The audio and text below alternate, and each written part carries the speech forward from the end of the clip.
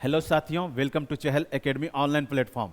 जिस तरह से कि 71st का एग्जामिनेशन काफ़ी करीब आ चुका है और आप सभी को पता है कि 13 सितंबर को जिस प्रकार से बीपीएससी ने नोटिफिकेशंस दे करके हम लोगों को यह बता दिया है कि किसी भी हालात में जो है बीपीएससी का एग्ज़ाम आगे नहीं बढ़ने वाला है, उस परिस्थिति को देखते हुए, उस कंडीशंस को देखते हुए हम लोग चहल एकेडमी की पूरी टीम आपके लिए एक रिवीजन सीरीज लेकर के आया है, जिसमें हम आपको ज्योग्राफी का सेशन रिवीजन करवाएंगे और इसमें आपको क्वेश्चंस बाय क्वेश्चंस रिवीजन करवाएंगे। हम आपको बता दें कि यह जो क्वेश्चंस लाया गया है यह काफ़ी मेहनत के बाद लाया गया है। इसमें से मैक्सिमम क्वेश्चंस ऐसे मिलेंगे जो किसी ना किसी पीसीएस एग्जामिनेशन में, इवन यूपीएससी एग्जामिनेशंस में तक पूछा गया है, उस टाइप्स के क्वेश्चंस मिलेंगे। इसके अलावा आपको वो क्वेश्चंस मिलेगा जिसकी मैक्सिमम पॉसिबिलिटी है कि वह बीपीएससी पूछे।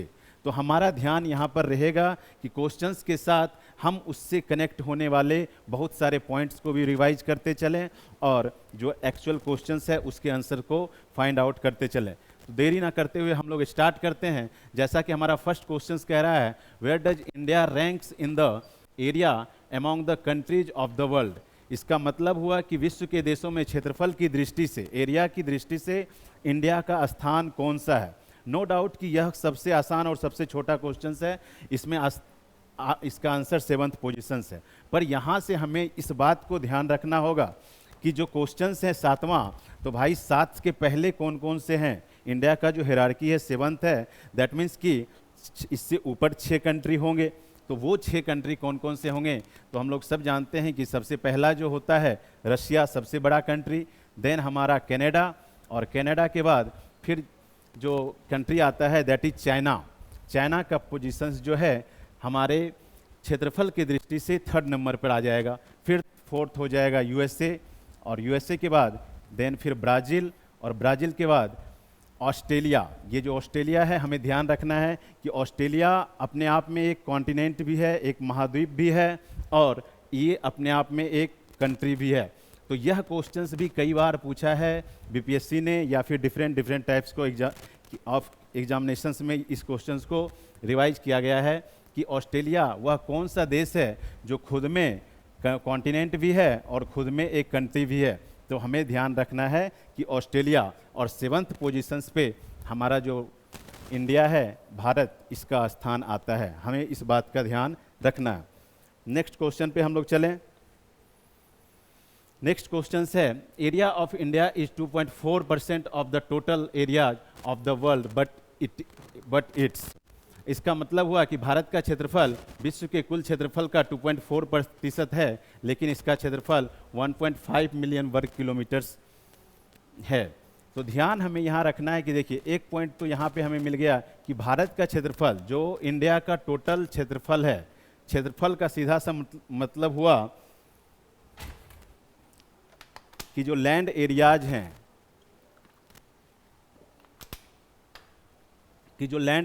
हैं, कि पूरा का पूरा, जैसे ये हमारा वर्ल्ड हो गया, ये वर्ल्ड मैप, ये नॉर्थ अमेरिका, ये साउथ अमेरिका, ये हमारा हो गया अफ्रीका, और अफ्रीका के बाद यह इंडिया, ये पूरा का पूरा हमारा जो रेस्ट यूरेशिया है। ये अगर हम इस पे बात करें कि ये जो हमारा इंडिया है यह पूरे विश्व के क्षेत्रफल का कितना % है, तो ये क्वेश्चन से ही हमें क्लियर हो जा रहा है कि 2.4% है। लेकिन इसका क्षेत्रफल 1.5 मिलियन वर्ग किलोमीटर है। इसको पूछा जा रहा है कि ये इसके कितने % में आएगा। तो साथियों, हम आपको बता दें कि जो जनसंख्या है, पॉपुलेशन, यहाँ पे ये एक वर्ड मिस हुआ है कि इसका पॉपुलेशन लिखना चाहिए इसको, ठीक है, कि यहाँ पे इसका क्षेत्रफल ना होकर के इसकी जनसंख्या होनी चाहिए थी। तो हमें ध्यान रखना है कि जनसंख्या विश्व का जनसंख्या का 17% है।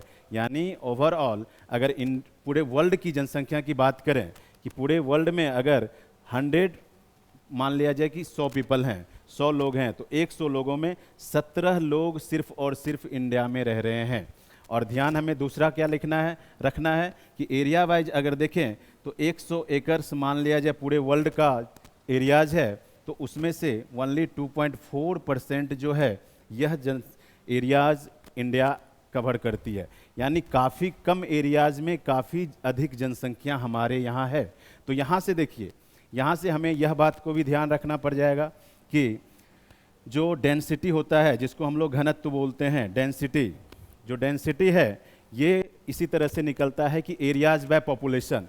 तो जब हम 2.4% जो भी होगा और 17% इससे डिवाइड करके देखेंगे तो इंडियाज़ का जो डेंसिटी आता है यह 342 पीपल्स पर किलोमीटर्स में आता है। तो हमें यहाँ ध्यान रखना है कि ये जो 342 पीपल्स पर किलोमीटर्स है ये इसका डेंसिटी है। दैट मीन्स कि पर किलोमीटर्स में, 1 किलोमीटर्स में जो लोग रहते हैं उसकी संख्या है 342। अगर हम इसको बिहार के रेफरेंस में देखें तो बिहार का जो एरियाज है हम लोगों को पता है कि 94,163 इस तरह से है, और बिहार का जो पॉपुलेशन है 10 करोड़ के समथिंग, 10 करोड़ 52 इस तरह से, जो हमारा 2011 का जनगणना है। लेकिन ध्यान हमें यहाँ पर साथियों यह भी रखना है कि जो हमारा इकोनॉमिक सर्वे है, इकोनॉमिक सर्वे के अकॉर्डिंग हमारी जनसंख्या बढ़ कर के 13 करोड़ समथिंग हो चुका है। तो इस बात को ध्यान रखना है। और जब हम यहाँ पर फिर से अगर हम बिहार की डेंसिटी की बात करें, बिहार की डेंसिटी की बात करें तो हमारे यहाँ बिहार की डेंसिटी 1106 के अराउंड निकलता है। तो इसका सीधा सा मतलब हो गया कि जो बिहार की डेंसिटी है भारत की डेंसिटी से ज़्यादा है, यानी बिहार में ज़्यादा लोग कम क्षेत्रफल पर रह रहे हैं। चलते हैं हम लोग नेक्स्ट क्वेश्चंस की तरफ। तो नेक्स्ट क्वेश्चन हमारा है, नेक्स्ट क्वेश्चन है विच of the following statement about India is incorrect, यानी इनमें से कौन से स्टेटमेंट हैं जो इंडिया के रेफरेंस में गलत हैं। India is the 7th largest country of in the world. हमने अभी तुरंत पढ़ा कि भारत जो है 7वें पोजीशंस पर आता है अकॉर्डिंग टू एरियाज के। India is the 2nd populace country in the world. देखिए ये जो क्वेश्चन है जिस वक्त का है, या अभी भी हम आपको बोलें तो अभी भी 2011 में जो सेंसस हुआ है 2011 की जनगणना के अनुसार अगर हम देखें तो इंडिया जो है 2nd लार्जेस्ट पॉपुलस कंट्री है, यानी पॉपुलेशन के अकॉर्डिंग इंडिया का जनसंख्या अभी भी 2nd नंबर पर है। लेकिन यूनाइटेड नेशंस ने एक डेटा पब्लिश किया है जिसके अकॉर्डिंग इंडिया जो है क्रॉस कर चुका है चाइना के पॉपुलेशंस को, यानी कि चाइना से आगे हो चुका है इंडिया। तो हमें जब पूछा जाए, ध्यान हमें क्वेश्चंस में यहाँ रखना है कि जब 2011 के सर्वे के अकॉर्डिंग पूछा जाए तो अभी भी हम इंडिया को 2nd नंबर पर रखेंगे, लेकिन अगर यूनाइटेड नेशंस के डेटा के अकॉर्डिंग पूछा जाए तो हम यहाँ पर 1st पोजीशंस पे आ जाएंगे। तो ये सवाल का 2nd आंसर भी हमारा सही निकल गया। 3rd है it's land boundary x tends for around 1500 to 200 kilometres, यानी 15,200 किलोमीटर। देखिए यहाँ पर ये चीज़ें भी सही है। ध्यान हमें यह रखना है कि अब जो है रिवाइज जो होम मिनिस्ट्री है, होम मिनिस्ट्री ने पूरा का पूरा जो इंडिया है, इंडिया के बाउंड्रीज को रिवाइज किया है जो इससे ज़्यादा हो चुका है। तो रिवाइज करने का मतलब, ज़्यादा होने का मतलब यहाँ ये नहीं है कि कोस्टल एरियाज बढ़ गए हैं, कोस्टल एरियाज आज भी उतना ही है, बट हुआ क्या है कि different types of technology available होने के कारण जो सटीकता है, एक्यूरेसी है, पहले क्या किया गया था कि पहले जिस सैटेलाइट्स के द्वारा इसको मापा गया था, देखा गया था, और अब जिस सैटेलाइट्स के द्वारा देखा गया है, तो अब चूंकि टेक्नोलॉजी काफ़ी बेहतर हो चुकी है, साइंस काफ़ी आगे आ चुका है, तो इसलिए हम देख पाते हैं कि अब जो है इसकी सटीकता काफ़ी बेहतर है। तो इसलिए ये 15,200 से बढ़ कर के अब 16,000 समथिंग हो चुका है। तो हमें ध्यान रखना है कि अगर 15,200 दे तो इसका मतलब अब अगर क्वेश्चंस आएगा तो ये स्टेटमेंट रॉन्ग हो जाएगा, लेकिन चूंकि प्रीवियस ईयर्स का क्वेश्चंस है तो इसलिए अभी हम कंसीडर करेंगे कि ये स्टेटमेंट भी हमारा राइट है। हमारा जो लास्ट स्टेटमेंट है कि सबसे पहले सूर्योदय मिजोरम राज्य में देखा जाता है। तो यहाँ पर हम आपको बता दें कि जो भारत का नॉर्थ ईस्ट का एरियाज है, ये पोजीशंस, यहाँ पर रीजन्स है, ये जो रीजन्स है ये है हमारा अरुणाचल प्रदेश का रीजन। और अरुणाचल प्रदेश एक ऐसा जगह है जो भारत का सबसे ज़्यादा ईस्टर्न मोस्ट पार्ट है, यानी बोलें तो सबसे पूर्वी पार्ट जो है हमारा यही अरुणाचल प्रदेश है। तो ऑब्वियस सी बात है कि जो पृथ्वी है, जो अर्थ है, वो राउंड करती है, घूमती है अपने एक्सिस पे, और अपने एक्सिस पे घूमने से उसका डायरेक्शन आपको पता है कि वेस्ट टू ईस्ट है, पश्चिम से पूरब की तरफ घूमती है, यानी इधर से इधर की तरफ अर्थ रोटेट हो रहा है। तो सबसे पहले जो पूरब होगा दैट मीन्स जो इंडिया का सबसे ईस्टर्न मोस्ट पार्ट होगा, तो इसलिए यहाँ पर अरुणाचल प्रदेश होना चाहिए था और इसने लिख रखा है मिजोरम। इस आधार पे ये आंसर हमारा हो जाएगा, क्योंकि क्वेश्चंस में पूछा गया है गलत। आप लोग जब भी क्वेश्चंस करेंगे आप एकदम इस बात को ध्यान रखे रहेंगे कि यहाँ पर करेक्ट या इनकरेक्ट क्या पूछा जा रहा है, क्योंकि कई क्वेश्चंस ऐसे होते हैं कि जहाँ पर आप करेक्ट और इनकरेक्ट के चक्कर में गलत कर देंगे। और हम आपको यहाँ पर एकदम क्लियर कट मैसेज दे दें कि अगर आप करेक्ट और इनकरेक्ट के आधार पे किसी क्वेश्चंस को गलत करते हैं और अगर आप ऐसा 2 क्वेश्चंस में भी कर देते हैं, तो डेफिनेटली जिस प्रकार का फाइट है कि आप इस 2 क्वेश्चंस से बाहर हो जाएंगे और ये 2 क्वेश्चंस आपको फिर से आगे जो मेंस का एग्जामिनेशन है उसमें जाने से रोक सकता है।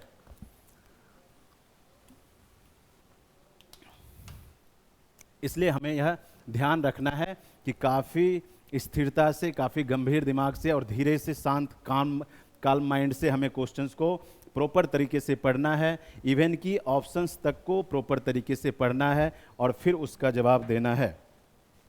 चलते हैं हम लोग 4th क्वेश्चन पे। 4th क्वेश्चन है हमारा कि भारत का सबसे दक्षिणतम बिंदु क्या है।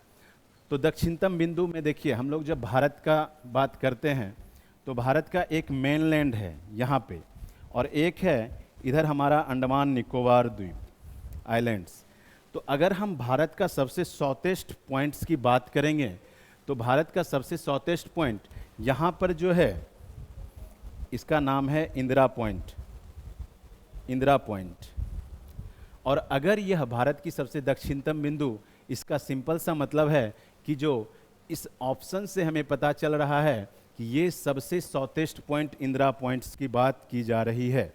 अगर यहाँ पर लिख देता कि भारत के मेनलैंड का, अगर यहाँ पर लिखा रहता कि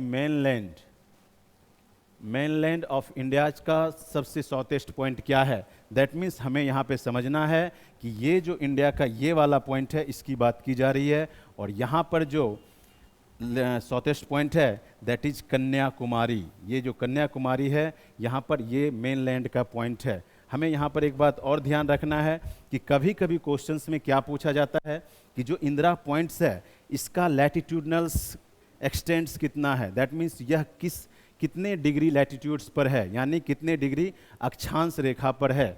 तो हमें ध्यान रखना है कि ये जो इंदिरा पॉइंट्स हैं यह 6 डिग्री 4 मिनट अक्षांश रेखा पर है। आपको पता है कि जैसे ही नॉर्थ इसके नीचे जाएंगे हम लोग तो हमें विषुवत रेखा यानी इक्वेटर्स देखने को मिलेगा। तो इस क्वेश्चंस के अकॉर्डिंग हमारा यह Indira point is the right answer of this questions. Next चलते हैं हम लोग, देखते हैं कि in terms of longitudes the eastern most state of India is, यानी लॉन्गिट्यूड्स के अकॉर्डिंग हमें यह पता है कि जब आप लोग इस एग्जामिनेशंस को दे रहे हैं तो आप लैटिट्यूड्स और लॉन्गिट्यूड्स को अच्छी तरह से समझ रहे होंगे। तो लैटिट्यूड्स का मतलब 0 डिग्री 1 डिग्री इस तरह करते हुए जो 90 डिग्रीज तक है, इस लाइंस को जो कि अर्थ के सरफेस पे बोलें तो एक इमेजिनरी लाइंस खींची गई है जो एकदम एक दूसरे के पैरेलल्स है, दैट जिसको हम लोग अक्षांश रेखा भी बोलते हैं। इसी में जो 23.5 होती है यानी 23.5 डिग्री का रेखा जिसको हम लोग ट्रॉपिक ऑफ कैंसर बोलते हैं, और इसी प्रकार से जो नदर्न हेमिस्फीयर में है इसको हम लोग 23.5 को ट्रॉपिक ऑफ कैप्रिकॉन बोलते हैं। तो हमें ध्यान रखना है, इसी प्रकार से नीचे भी 90 डिग्री, तो इन लाइंस को हम लोग लैटिट्यूड्स लाइंस बोलते हैं। और यहाँ पर जो वर्टिकल्स लाइंस हैं इस टाइप से खींची गई पूरे ग्लोब पर, ध्यान रहे कि ये सबके सब लाइंस जो हैं यह इमेजिनरी लाइंस हैं, कोई भी आपको अर्थ के सरफेस पे देखने को नहीं मिलेगा। लेकिन यहाँ एक पॉइंट और हम आपको बता दें कि 2 लैटिट्यूड्स के बीच जो डिफरेंस होता है वह 111 किलोमीटर्स का होता है। पर यह बात भी ध्यान रखना है कि यह मैक्सिमम डिस्टेंस जो है इसका हमें पोल्स रीजन्स में मिलता है। मैक्सिमम डिस्टेंस ध्यान रखना है। कुछ पॉइंट जो हम एक्स्ट्रा बता रहे हैं, आप हो सके तो उसे कॉपी में नोट डाउन जरूर कर लेंगे कि जो दो लैटिट्यूड्स के बीच का डिफरेंस है वह मैक्सिमम हमें पोलर एरियाज में देखने को मिलता है। और जो इक्वेटर्स हैं, इक्वेटर्स के पास जो 0 डिग्री और 1 डिग्री है, इसके बीच का डिफरेंस 111 किलोमीटर्स अप्रॉक्स में माना जाता है। तो बीपीएससी के अकॉर्डिंग अगर पूछा जाएगा कि दो अक्षांश के बीच का डिस्टेंस कितना होता है, तो हमें यह रखना है। अगर बहुत ज़्यादा डीप और क्वेश्चंस को वो ट्विस्ट करना चाहे तो यह पूछ सकती है कि मैक्सिमम डिस्टेंस कहाँ पे मिलता है दो लैटिट्यूड्स के बीच। सेम अगर हम लॉन्गिट्यूड्स की बात करें तो ये लॉन्गिट्यूड्स लाइंस कभी भी ये एक दूसरे से पैरेलल नहीं होती है। दूसरी बात ध्यान रखना है कि ये सबके सब लॉन्गिट्यूडनल लाइंस एक पोल्स पर, जो पोलर एरियाज है जिसे हम नॉर्थ पोल और साउथ पोल कहते हैं, इस एक पॉइंट पर जाकर के सारी की सारी लाइन से मर्ज होती है। यहाँ पर फिर आपको बता दें कि इक्वेटर्स पर इसका डिस्टेंस 111 किलोमीटर्स होता है, और जैसे ही हम पोल्स की तरफ जाएंगे इसका डिस्टेंस 111 से कम होता जाएगा, क्योंकि ये एक दूसरे के नज़दीक आते हुए जा रही है। तो थर्ड क्वेश्चन का जो अब अगर हम आंसर इसके अकॉर्डिंग देखें तो देशांतर के संदर्भ में भारत का सबसे पूर्वी राज्य, तो भारत का सबसे पूर्वी राज्य अभी जस्ट हम लोगों ने इस बात का चर्चा किया कि सबसे पूर्वी राज्य हमारा ये अरुणाचल प्रदेश है, और इसका आंसर हमारा डी हो जाएगा। चलते हैं हम लोग नेक्स्ट क्वेश्चंस पर, तो देखते हैं कि the western most point of India is MPPCS pre का क्वेश्चन है। यानी ये पूछा जा रहा है कि इंडिया का जो पश्चिमी बिंदु है, जिसको कि यानी इंडिया का पश्चिमी बिंदु का मतलब हो गया कि ये जो पार्ट है, ये ईस्टर्न बिंदु हमने देखा अभी अरुणाचल प्रदेश, तो वेस्टर्न बिंदु दैट मीन्स जो गुजरात का एक पॉइंट है जिसका नाम है गुहार मोती। गुहार मोती, कहीं कहीं मोती लिखा रहता है और कहीं कहीं गुहार माता भी लिखा रहता है। तो इसका जो ये वाला लॉन्गिट्यूड्स है, इसका पॉइंट अगर हम देखें तो ध्यान देखिए यहाँ पे क्या क्या ऑप्शन दिया हुआ है। 68 degree 7 minute west Gujarat, 68 degree 7 minute west Rajasthan. Rajasthan वाला तो दोनों के दोनों एलिमिनेट्स हो जाएंगे। अब रही बात इन दोनों में, गुजरात वाले में, तो गुजरात वाले में हमें ध्यान रखना है कि जैसे ही हमें ग्लोब का फॉर्मेशंस करना है, ग्लोब में देखना है कि यहाँ पर हमारा इंडियाज़ है, और इंडियाज़ का ये भी पार्ट ईस्टर्न पार्ट है और ये भी पार्ट ईस्टर्न पार्ट है। दैट मीन्स इंडियाज़ का जो वेस्टर्न मोस्ट पार्ट होगा वह भी ईस्टर्न में ही आएगा। तो इसका मतलब है कि जो 68 डिग्री 7 मिनट ईस्ट है, पूर्व है, ईस्ट है गुजरात में, यह भारत का सबसे पश्चिमी बिंदु होगा, वेस्टर्न मोस्ट पार्ट होगा। तो इस पॉइंट को आप ध्यान रखेंगे, क्योंकि यहाँ पर बच्चे जल्दबाजी में, कन्फ्यूजन्स में यहाँ पे वेस्टर्न पश्चिम्स को लगा सकते हैं, जो आपको यहाँ पर इससे बचना है। नेक्स्ट चले हम लोग 7th क्वेश्चंस पे, देखते हैं कि which important latitudes divide India into almost 2 equal parts. यानी कि कौन सा लैटिट्यूड्स जो है इंडिया को 2 इक्वल्स पार्ट में डिवाइड करता है। सिंपल सा मतलब है कि जो इंडिया है, इंडिया है हमारा, ये इंडिया,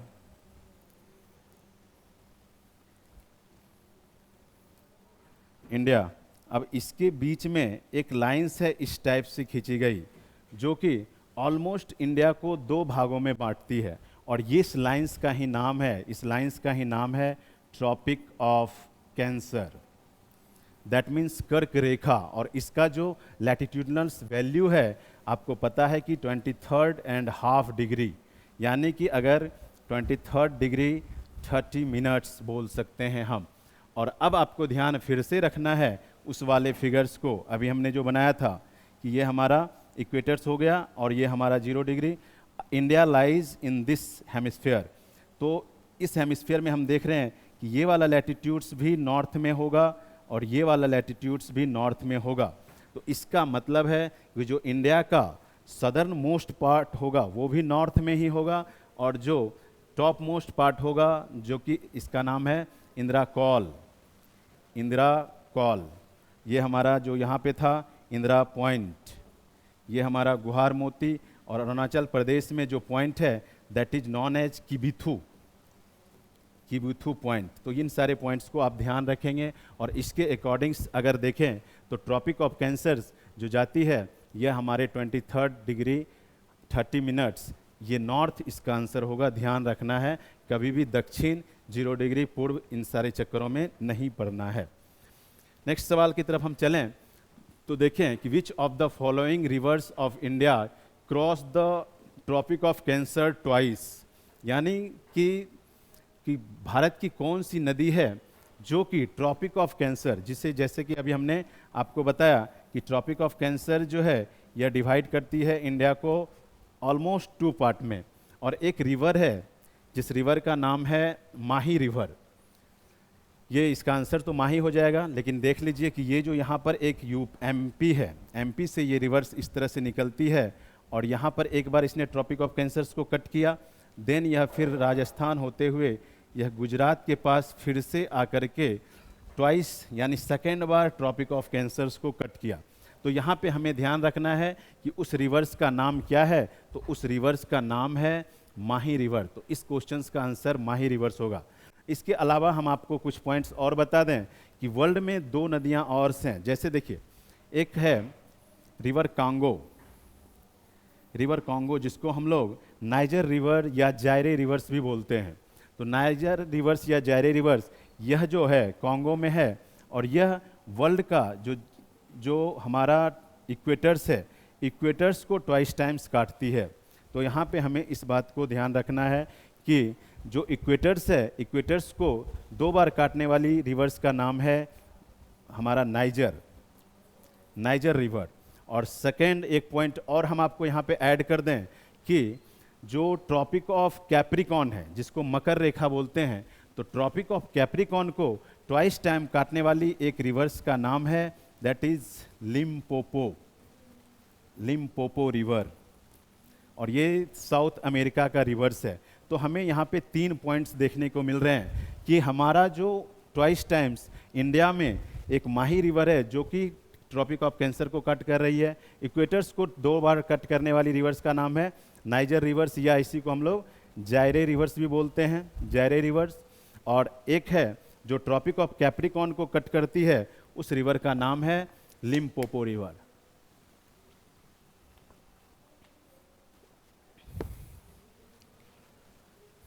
नेक्स्ट क्वेश्चंस पे हम लोग शिफ्ट करते हैं, देखते हैं कि which of the following Indian state lies north of the tropic of cancer, यानी कि जो ट्रॉपिक ऑफ कैंसर है, ध्यान देना है कि जो अभी इंडिया के बीचों बीच ट्रॉपिक ऑफ कैंसर जा रही है, तो यहाँ पर एक पॉइंट ध्यान रखना है कि यह कौन कौन से स्टेट से होकर के जाती है। इसके लिए सिंपल सा एक फॉर्मूला है जो सब के सब लोग जानते हैं जो भी इस क्षेत्र में हैं और इस क्षेत्र में पढ़ाई कर रहे हैं। तो इसके लिए एक फॉर्मूला है मित्रपड़ गमछा झाड़, मित्रपड़ गमछा झाड़, इस तरह का फॉर्मूला है जो आप इजीली वे में इसे ध्यान में रख सकते हैं।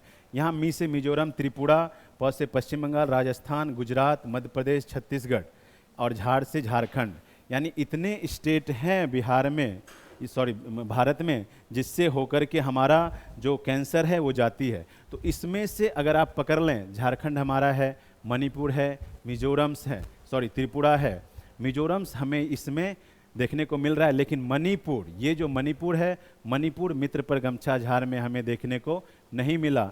इसका सिंपल सा मतलब है कि जो भारतीय राज्य जो कर्क रेखा के उत्तर में स्थित होगा, that is Manipur. Right answer इसका मणिपुर हो जाएगा। और अगर हम नॉर्थ ईस्टर्न राज्य को देखें इस तरह से, तो हमें देखने को मिलेगा कि सबसे ऊपर जो है ये है अरुणाचल प्रदेश, सेकेंड नंबर पर मणिपुर, सेकेंड नंबर पर नागालैंड, मणिपुर, नागालैंड, और उसके बाद फिर जाकर के इधर हमारा हो जाएगा मिजोरम्स, देन त्रिपुरा, और फिर इधर असम, मेघालय। तो इस आधार पे भी अगर हम देखें कि जो हमारा ट्रॉपिक ऑफ कैंसर है यह हमारा मिजोरम से निकलती है, इसलिए जो पॉइंट्स हमारा बच जाएगा यह हमारा होगा मणिपुर। चलते हैं हम लोग नेक्स्ट क्वेश्चंस पर, देखते हैं कि which of the following longitudes is the standard meridian of the India. अब देखिए स्टैंडर्ड मेरिडियन, यहाँ से भी सवाल कई बार पूछा जाता है और ध्यान हमें रखना है इस पॉइंट को कि इंटरनेशनल मेरिडियन क्या होता है और स्टैंडर्ड मेरिडियन क्या होता है। देखिए जब भी पूरे वर्ल्ड की बात की जाए तो वर्ल्ड में जो हमने लॉन्गिट्यूड्स आपको बताया, तो लॉन्गिट्यूडनल लाइंस पूरे ग्लोब पर 360 हैं, और 360 में जो 0 डिग्री लॉन्गिट्यूड्स है इसे हम लोग बोलते हैं इंटरनेशनल मेरिडियन टाइम। यानी ये विश्व का एक ऐसा टाइमलाइन है जहां पर पूरा विश्व अपने टाइम्स को एक करके मिला करके उसके रेफरेंस में दिखाता है। तो उसी कॉन्टेक्स्ट में अगर हम भारत के बारे में देखें तो भारत के लिए इसका आंसर हो जाता है हमारा 82.5 यानी 82.5 डिग्री। और यह फिर हमें यहाँ ध्यान रखना है कि ईस्ट होगा या वेस्ट, तो हमें पता है कि पूरा का पूरा ईस्टर्न कहानी ही है हमारे इंडिया में, तो इसका आंसर हमें देखने को मिलेगा 82 degree and 30 minutes eastern part. Next चलते हैं, देखते हैं कि यदि कह रहा है कि यदि भारतीय समय अनुसार सुबह 10 बजे हैं तो 90 डिग्री पूर्वी देशांतर पर शिलोंग का स्थानीय समय क्या होगा। देखिए ये क्वेश्चंस काफ़ी स्टैंडर्ड क्वेश्चंस है, और इस टाइप्स के क्वेश्चंस के लिए हम लोग अभी जस्ट देखें कि जो भारत है, भारत से हमारा 82.5 डिग्री निकल रही है, और इसी को IST बोलते हैं, that means Indian standard time. और इसी के अकॉर्डिंग पूरे भारत का जो पूरे भारत का जो टाइम जोन्स है उसको हम लोग शिफ्ट करके रखे हुए हैं। तो हम देखेंगे, आपको यहाँ पर एक पॉइंट्स और बता दें कि 360 रेखाएं होती है, पूरे के पूरे लॉन्गिट्यूडनस रेखाएं अगर हम अर्थ के सरफेस पे देखें तो 360 मिलेगा, और अर्थ जो है एक चक्कर लगाने में उसको टाइम लग जाता है 24 घंटे। तो दैट मीन्स अगर वह 1 डिग्री घूमने में उसको लगेगा 1 घंटा में वह 15 डिग्री का कोण बनाएगी। यानी अगर हम 360/424 करेंगे तो 1 आवर्स में हमारा 15 डिग्री का कोण मिलेगा। अगर हम इसको और ज़्यादा छोटा करें तो हमें पता चलता है कि 1 डिग्री का कोण बनाने में 4 मिनट का टाइम लगता है। सिंपली समझना है कि अर्थ में यानी 1 डिग्री यानी 82.5 से अगर 83.5 पे आया है एक्सिस घूम करके, तो इसका मतलब हो गया कि ये जो है 4 मिनट का टाइम लेगा। इसी तरह से अगर 60 घूमेगा तो 1 घंटे का टाइम लगेगा, 15 डिग्री घूमेगा तो 1 घंटे का टाइम लगेगा। तो इसके अकॉर्डिंग अगर हम देखें तो जो भारतीय समयानुसार है, भारतीय समय का मतलब हुआ 10 बजे, तो 10 कहाँ पर बज रहा होगा, दैट मीन्स 82.5 डिग्री, यानी 82.5 को हम 82 डिग्री और 30 मिनट्स लिख सकते हैं। और यह हमारा आपको पता होगा कि यह प्रयागराज के नैनी से होकर के जाती है, यूपी में है यह। दूसरा पॉइंट हमें यहाँ पे ध्यान रखना है कि अब जो है ये पूछा हुआ है कि 92 डिग्री ईस्टर्न पार्ट में, तो ईस्टर्न पार्ट यहाँ से ईस्टर्न जाने के लिए हम देख रहे हैं कि 92 यानी 82 से अगर हम 92 को घटाएं तो हमें देखने को मिल रहा है कि यहाँ हमारे पास 9 डिग्री और 30 मिनट्स का रेंज कवर हो रहा है। यानी 1 घंटा तो नहीं होगा, क्योंकि 1 घंटा में हमें पता है कि 15 डिग्री शिफ्ट करेगा अर्थ। तो हमारा यहाँ पर जो 9 डिग्री है 30 मिनट का टाइम लग रहा है। तो अब अगर हम इसको टाइम में कन्वर्ट करें तो हमने देखा है कि 1 डिग्री जाने में 4 मिनट का टाइम लगता है, तो 9 डिग्री जाने में सिंपली 9 × 4 दैट मीन्स 36, और ये जो हमारा है 30 मिनट्स, तो चूँकि 1 घंटा 1 डिग्री शिफ्ट होने में हमारा लगता है 4 मिनट, तो आधा डिग्री शिफ्ट होने में 2 मिनट्स, यानी कि 36 + 2 यानी 38 जो है हमारा टाइम्स 38 मिनट्स आगे बढ़ेगा। यानी अगर हमारा भारतीय समय में 10 बज रहा है तो उसी समय पूर्वी देशांतर शिलोंग का स्थानीय समय, ध्यान रखना कि स्थानीय समय की बात हो रही है, स्थानीय समय हमारा जो होगा 10:38 सुबह होगा। अगर ये सुबह का टाइम है तो हमारा ध्यान यहाँ पे रखना है, और इस बात को आप ध्यान रखेंगे। ज़्यादा कुछ नहीं समझ में आ रहा है तो इतना पॉइंट बस आप ध्यान रखेंगे कि 4 मिनट्स में 1 डिग्री बनाएगा। और इसी प्रकार से अगर हम 15 डिग्री की बात करें तो 60 मिनट्स में, और 60 मिनट्स इक्वल टू 1 आवर्स। तो ध्यान रखना है कि 1 घंटे में 15 डिग्री शिफ्ट होता है। चलते हैं हम लोग नेक्स्ट क्वेश्चंस पे। नेक्स्ट क्वेश्चन है हमारा कि भारत के संदर्भ में निम्नलिखित में से कौन सा कथन सही है। ध्यान रखना है कि हमने कई बार बोला है कि इस पॉइंट को हमेशा ध्यान रखना है कि ये सही पूछ रहा है या गलत पूछ रहा है। सबसे पहला क्वेश्चन है option, India is the 6th largest country of the world. हमने अभी शुरुआत में जब किया था तो पहला क्वेश्चन हमने यहीं से स्टार्ट किया था कि इंडिया इज द 6th नहीं, India is the 7th largest country of the world. तो यानी 1 नंबर स्टेटमेंट हमारा गलत हो गया। अब जैसे ही हम देखेंगे कि 1 नंबर गलत हुआ तो एक एलिमिनेशन मेथड का प्रयोग करेंगे हम लोग कि ये वाला आंसर तो भाई नहीं होगा क्योंकि इसमें 1 दे रखा है। दूसरा देखेंगे कि भारत विश्व के कुल क्षेत्रफल का 2.4% भाग घेरता है, यानी ये क्वेश्चंस तो अभी हमने ऊपर देखा कि ये वाला कंडीशंस फुलफिल होता है, यानी ये आंसर होगा। तीसरा देखेंगे कि कर्क रेखा देश के मध्य से होकर गुजरती है तथा इसे 2 भागों में विभाजित करती है। ये कंडीशंस भी अभी हमने देखा कि मित्र पर गमछा झाड़ यानी 8 राज्यों से होकर के ट्रॉपिक ऑफ कैंसर कर्क रेखाएं गुजरती है, तो ये कंडीशंस भी हमारा फुलफिल हो रहा है। यानी 2 और 3 तो हमारा फुलफिल हो ही रहा है और इसके अलावा 4 को हमें देखने की ज़रूरत नहीं है। क्यों नहीं देखने की ज़रूरत है? क्योंकि ऑप्शन में कोई 3 उस तरह का दिया ही नहीं है। फिर भी अगर हम देख लें तो भारत पूर्णतः उष्णकटिबंधीय क्षेत्र में स्थित है, ये स्टेटमेंट गलत हो जाएगा। क्योंकि अगर आप जान रहे हो तो आप देखोगे कि 0 डिग्री से ऊपर जो ट्रॉपिक ऑफ कैंसर है, ट्रॉपिक ऑफ कैंसर यानी कर्क रेखा, तो कर्क रेखा जब भारत के बीचों बीच से जाती है, ये हमारा इंडिया है, और ऊपर का पार्ट हमारा टेम्परेट रीजन्स और नीचे का पार्ट हमारा ट्रॉपिकल्स रीजन्स में आता है, यानी उष्णकटिबंधीय क्षेत्र और टेम्परेट रीजन यानी उपोष्ण कटिबंधीय क्षेत्र। तो ध्यान हमें रखना है यहाँ पर कि भारत जो है कंप्लीटली ट्रॉपिकल्स रीजन्स में नहीं आता है। भारत का जो सदर्न पार्ट है यानी पेनिनसुलर इंडिया की बात करें तो वह हमारा ट्रॉपिकल्स रीजन्स में आता है। इसलिए देखेंगे आप कि इस रीजन्स का टेम्परेचर हमेशा ज़्यादा रहेगा। इस रीजन्स के लोग लंबे लंबे होते हैं। क्यों भाई लंबे होते हैं? क्योंकि वहाँ पर सनलाइट्स हमेशा मैक्सिमम मिलता है और सनलाइट्स डायरेक्ट कनेक्टेड होता है एनर्जी से। आप देखेंगे कि उस रीजन्स के पेड़ भी लंबे होंगे, जिस प्रकार से एवरग्रीन ट्रीज सदाबहार पेड़ उसी प्रकार से ट्रॉपिकल्स रीजन्स में देखने को मिलता है। तो हमें यहाँ पे ध्यान रखना है और इस सवाल का ये जवाब हमारा हो जाएगा और ये स्टेटमेंट रॉन्ग हो जाएगा। चलते हैं आगे, देखते हैं कि नेक्स्ट है, भारत में उस स्थान का नाम बताइए जहाँ बंगाल की खाड़ी, अरब सागर और हिंद महासागर तीनों मिलते हैं। यानी वह पॉइंट का name of the place in India where bay of Bengal, Arabian sea and Indian oceans meet.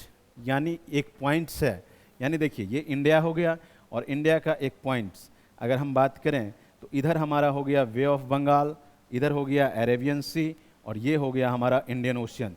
ये तीनों के तीनों मर्ज होते हैं इस पॉइंट पर और इस पॉइंट का नाम अगर हम देखें तो कन्याकुमारी, इंदिरा पॉइंट, नागरकोल और रामेश्वरम, इन सारे में से इन तीनों में हटा करके हम कन्याकुमारी के साथ जाएंगे, क्योंकि हमने बताया था आपको कि मेन लैंड जो है यहाँ पर कन्याकुमारी है, देन इसके नीचे ही पाक स्ट्रीट वगैरह है, पाक स्ट्रीट पे ही ये अरबियन सी और वे ऑफ बंगाल और इंडियन ओशंस तीनों मिलते हैं।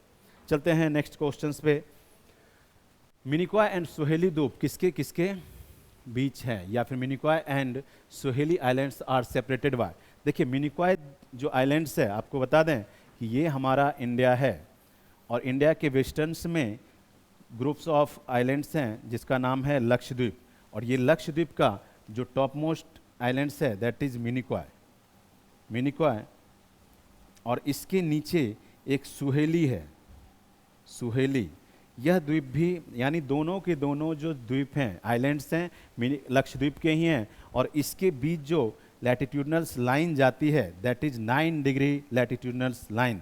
तो हमें यहाँ पे ध्यान रखना है कि ये जो 9 डिग्री चैनल्स है मिनिकॉय और सुहेली द्वीप को सेपरेट करता है। तो इसलिए हमारा यहाँ पे जो आंसर हो जाएगा वह हो जाएगा 9 डिग्री चैनल। नेक्स्ट क्वेश्चन है, Durand lines demarcated the Indian boundaries with which of the following countries. यानी डुरंड लाइन्स जो है सेपरेट करता है किन किन कंट्रीज को। तो हम आपको यहाँ पे बता दें सीधा कि डुरंड लाइन जो है अफगानिस्तान को इंडिया से सेपरेट करता है। ये जो इंडिया का पार्ट है ये इस वाले पार्ट में ये जो रीजन्स है दैट इज POK, पाक ऑक्यूपाइड कश्मीर, और इस रीजन्स में इधर हमारा है पाकिस्तान, और ये जो पाकिस्तान के ऊपर 106 किलोमीटर्स की बाउंड्री टच होती है यह रीजन्स जो है, इसी रीजन्स में ये वाला रीजन्स को ही बोला जाता है डुरंट्स लाइंस। तो हमें यहाँ पे ध्यान रखना है कि डुरंट्स लाइन जो है वह सेपरेट किसको करता है, इंडिया को पाकिस्तान से। इसके अलावा जितने भी लाइंस हैं, जैसे कि आप लोग कमेंट करके हमें बताइएगा कि 39 डिग्री पैरेलल्स लाइंस, जो 39 डिग्री समांतर रेखाएं हैं, 39 डिग्री पैरेलल लाइंस, ये किसको किसको सेपरेट करती है, 49 डिग्री पैरेलल्स लाइंस किसको सेपरेट करती है। इसके अलावा एक होता है मैनर्ड हिम लाइंस, ये किसको सेपरेट करती है। इसके बाद इस तरह से कुछ और भी लाइंस हैं जो किसी ना किसी कंट्रीज को सेपरेट करते हैं। तो इस पॉइंट्स को, ये सारे पॉइंट्स आप हमें कमेंट में ज़रूर लिख करके बताइएगा। देन चलते हैं हम लोग आगे और देखते हैं कि which of the following countries share the longest boundary frontier with India. हम आपको बता दें कि इंडिया के साथ जो भी कंट्रीज बाउंड्री शेयर करती है उसमें चाइना भी है, नेपाल भी है, पाकिस्तान भी है और बांग्लादेश भी है। लेकिन अगर सबसे अधिक लंबी बाउंड्री शेयर करने की बात हो तो सबसे बड़ी लंबी बाउंड्री बांग्लादेश का शेयर होता है, जो कि ऑलमोस्ट 4096 किलोमीटर्स का है। तो ये सबसे लंबी बाउंड्री शेयर करता है। इसके बाद सेकंड स्थान पे आएगा चाइना। हमें ध्यान रखना है कि चाइना सेकंड हो जाता है, थर्ड नंबर पर पाकिस्तान, फोर्थ पर नेपाल और फिर फिफ्थ पर हमारा जो अफ़गानिस्तान वगैरह है, छोटे छोटे कंट्री, या भूटान, देन अफ़गानिस्तान।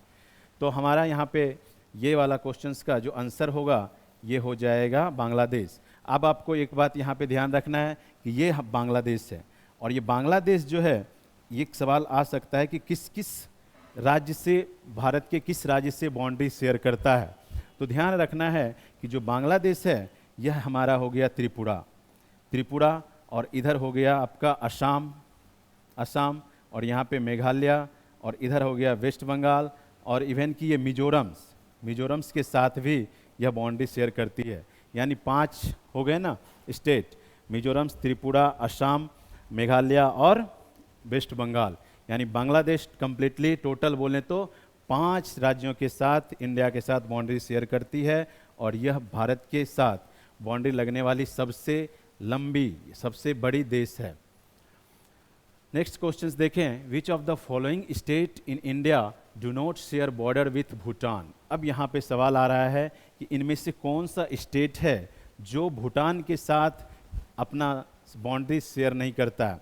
तो सबसे पहले हमें भूटान का लोकेशंस देखना पड़ेगा कि ये जो रीजन्स है इधर का, इन रीजन्स को छोड़ दें तो ये वाला जो रीजन्स है दैट इज भूटान्स का रीजन्स, ये है हमारा भूटान्स का रीजन।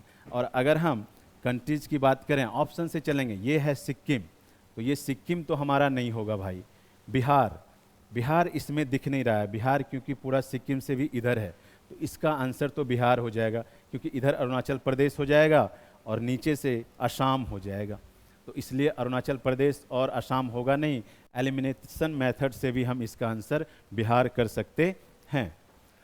नेक्स्ट देखते हैं 18th नंबर क्वेश्चन कि which of the following Indian states share maximum boundary with Myanmar. ये क्वेश्चंस जो है ये पूछ रहा है कि म्यांमार के साथ जो सबसे ज़्यादा, सबसे लंबी, अधिकतम सीमा साझा करने वाली स्टेट है उसके बारे में। यानी देखिए यहाँ पर जो नॉर्थ ईस्ट है, ये हमें देखना है कि ये जो नॉर्थ ईस्ट के इस रीजन्स में है, यहाँ पर यही देश है म्यांमार, जिसको हम लोग बर्मा भी, पहले बर्मा भी बोला जाता था। तो अब देखना है कि ये जो म्यांमार है, यहाँ सबसे अधिक बाउंड्री जो शेयर करती है दैट इज अरुणाचल प्रदेश। इस बात को ध्यान रखना है कि अरुणाचल प्रदेश के साथ यहाँ से लेकर के यहाँ तक बाउंड्री शेयर होती है म्यांमार का, और देन फिर नागालैंड, मिजोरम्स, ये मणिपुर, ये सारे के सारे देश, ये राज्य हैं जो अपने साथ और म्यांमार की बाउंड्री को शेयर करते हैं। तो यहाँ पर इसका आंसर सिंपल हो जाएगा अरुणाचल प्रदेश। और ध्यान रखना है कि अब अगर क्वेश्चंस बीपीएससी पूछेगी तो ज़्यादातर फोकस नॉर्थ ईस्ट के रीजन्स में ही रखता है, और ये वाला जो पॉइंट है इसको ही हम लोग बोलते हैं चिकन नेक। इसका जो चौड़ाई है ऑलमोस्ट 25 किलोमीटर्स है। और आप जान रहे होंगे कि जो चाइना है, चोर चाइना जो है हमेशा इसमें इस जो चिकन नेक्स है इसको रोकने का या फिर इस पर कब्जा करने का कार्य करता है कि किसी तरह से हम इसको अपने कब्जे में ले लें, क्योंकि जैसे ही चिकन नेक्स को चाइना ब्रेक करता है, पूरा का पूरा नॉर्थ ईस्ट रीजन्स इंडिया से कट हो जाएगा। और इसी के ऑप्शन के रूप में, विकल्प के रूप में, इंडियन गवर्नमेंट जो है यहाँ से लेकर के इस रीजन्स में कालादान प्रोजेक्ट्स का नाम आपने सुना होगा। कालादान प्रोजेक्ट्स इसी का एक अल्टरनेटिव है। ठीक है, तो देन हम लोग नेक्स्ट क्वेश्चंस पे चलते हैं, और ये हमारा 19th क्वेश्चन है कि अंडमान और निकोबार द्वीप समूह निम्नलिखित में से किस देश के साथ समुद्री सीमा साझा करते हैं। ध्यान रखना है कि किस देश के साथ समुद्री सीमा साझा करते हैं। तो हमें पता है कि अगर हम नॉर्थ ईस्ट की बात करें तो ये नॉर्थ ईस्ट, और यहाँ पे हमारा म्यांमार, और म्यांमार के ऊपर जाएंगे तो ये जो रीजन्स है यहाँ पर थाईलैंड्स, ये हमारा हो जाएगा थाईलैंड्स, और थाईलैंड्स के नीचे चाहेंगे तो ये इंडोनेशिया, और अंडमान निकोबार रीजन्स जो है एकदम नीचे होगा। तो इस रीजन्स में ये थाईलैंड्स भी हो जाएगा और इंडोनेशिया भी हो जाएगा। दैट मीन्स कि अंडमान और निकोबार जो है थाईलैंड्स के साथ भी और इंडोनेशिया के साथ भी, दोनों के दोनों कंट्रीज के साथ बाउंड्री का शेयर करती है, इसलिए इसका जो आंसर होगा बोथ ए एंड 2 हो जाएगा। नेक्स्ट सवाल पे चलते हैं हम लोग और देखते हैं कि which of the following separates India and Sri Lanka, यानी इंडिया और श्रीलंका को कौन सेपरेट करता है। देखिए, इंडिया और श्रीलंका की बात करें तो ये जो हमारा इंडिया का पेनिनसुलर पार्ट है और ये श्रीलंका है, और इंडिया और श्रीलंका को सेपरेट करने के लिए एक पाक स्ट्रीट है, पाल्क स्ट्रीट, जिसको कि पाक जलडमरू मध्य भी बोला जाता है।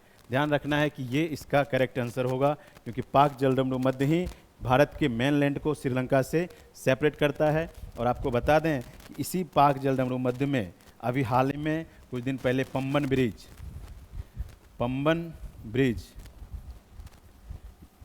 ब्रिज का इनॉग्रेशन हुआ है, माननीय श्री नरेंद्र मोदी जी के द्वारा इस ब्रिज का इनॉग्रेशन किया गया, जो करंट अफेयर का भी चीज़ है, तो इसे भी ध्यान रखेंगे। यहीं पर है रामेश्वरम, यहीं पर है धनुषकोडी, बहुत सारे यहाँ पर जो फॉर्मेशंस है, बहुत सारे यहाँ पर छोटे छोटे आइलैंड्स वगैरह भी हैं। तो ध्यान हमें रखना है कि पाक स्ट्रीट जो है, ये पाक स्ट्रीट ये सेपरेट करता है इंडिया को श्रीलंका से, और पाक स्ट्रीट के इस साइड में गल्फ ऑफ मन्नार, और इधर जो पार्क वे है, या फिर पाक बोले तो वे ऑफ पाक। तो हमारा ध्यान यहाँ पे रहना चाहिए कि जो इंडिया को सेपरेट करता है श्रीलंका से, दैट इज पाक स्ट्रेट या पाक वे। तो ये हमारे 20 क्वेश्चंस के सीरीज थे, जिसमें हम लोग 20 क्वेश्चंस देखा, और ये हमारा पहला क्लास है। इस क्लास के बाद फिर से क्लास आएगा, जो कि प्रॉपर तरीके से हमारा इसमें मकसद यही है कि हम आपको इंडियन ज्योग्राफी, प्रॉपर बोले तो इंडियन ज्योग्राफी का संपूर्ण रिवीजन्स जल्दी से जल्दी क्वेश्चंस के फॉर्म में करते हुए करवा दें। हम आपको मैक्सिमम चीज़ें जो है उससे कनेक्ट होने वाले मैक्सिमम चीज़ को बताएंगे। आपका काम बस इतना रहेगा कि जब भी आप क्वेश्चंस हम डील करवा रहे हैं, उस समय आप एक कॉपी पेन लेकर के बैठेंगे। जो क्वेश्चंस है वो तो अवेलेबल होगा ही, वो क्वेश्चंस आप लिखेंगे ही, उसके आंसर लिखेंगे ही, उसके साथ में जो भी एडिशनल पॉइंट्स हम बता रहे हैं आपको, उस पॉइंट्स को भी आप कॉपी में नोट डाउन करेंगे। और नो डाउट कि उस पॉइंट को, और जितना इसमें क्वेश्चंस है, इसके अलावा आपको अगर कहीं और से क्वेश्चंस पढ़ने की ज़रूरत नहीं है। बस इतना से आपका ज्योग्राफी का सेशन, जो भी 18 से 20 क्वेश्चंस आएंगे, गारंटेड यहाँ से सॉल्व हो जाएगा। और अगर आपने थोड़ा भी पहले ज्योग्राफी पढ़ रखा है तो नो डाउट कि जब हम डिस्कशन कर रहे हैं तो वो आप 100% पकड़ रहे होंगे। ठीक है, इसी के साथ हम आज का क्लास यहीं पे बंद करते हैं। नेक्स्ट क्लास में फिर से मिलते हैं। आप लोग जी जान से लगे रहिए, रात दिन एक करके मेहनत कीजिए, क्योंकि कंपटीशन बहुत ज़्यादा टफ है। और नो डाउट कि ऐसा अपॉर्चुनिटी एसडीएम और डिप्टी एसपी बनने का फिर नहीं मिलेगा, इसलिए लगातार बने रहिए। धन्यवाद।